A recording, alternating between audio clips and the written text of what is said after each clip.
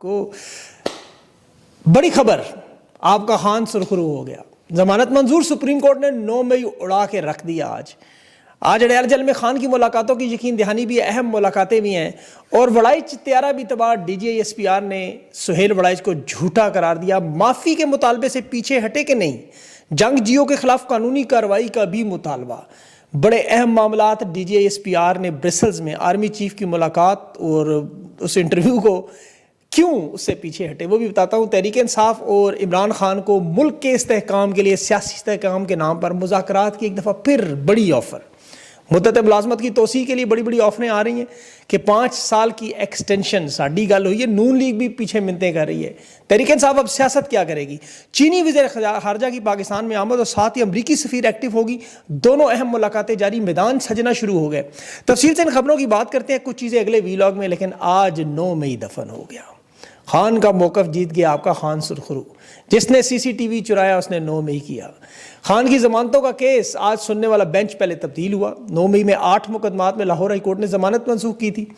آج میاں گل حسن کی جگہ جسٹس حسن اظہر رضوی کو شامل کیا گیا، اور مزے کی بات ہے کہ اس نئے جج نے بھی فائل نہیں پڑھی تھی، یعنی یہ کیس ٹال سکتا تھا، بہانہ کر سکتا تھا کہ جی مرکزی وکیل نہیں ہے ہمارا، نوٹس جاری نہیں کر سکتے، پروسیکیوٹر آج بیمار تھا، بینچ تبدیل ہو گیا۔ جس حساب سے خان کے کیسز چل رہے ہیں آپ جانتے ہیں، چیف جسٹس بھی کہہ سکتا تھا کہ چلان جمع کروانے کی آپ کو ضرورت کیا تھی، ٹرائل کورٹ کا حکم روک دیتے ہیں، 1 مہینے میں ٹرائل مکمل کریں، سب کچھ کرنا تو، اور خاص طور پر یہ جسٹس حسن اظہر رضوی کو بینچ کا حصہ بنایا جس نے ملٹری کورٹ کے حق میں فیصلہ دیا۔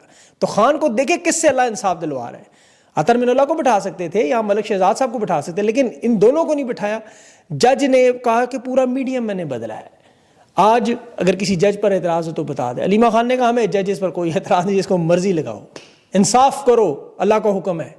عمران خان کو آج ضمانت ملنی ہے۔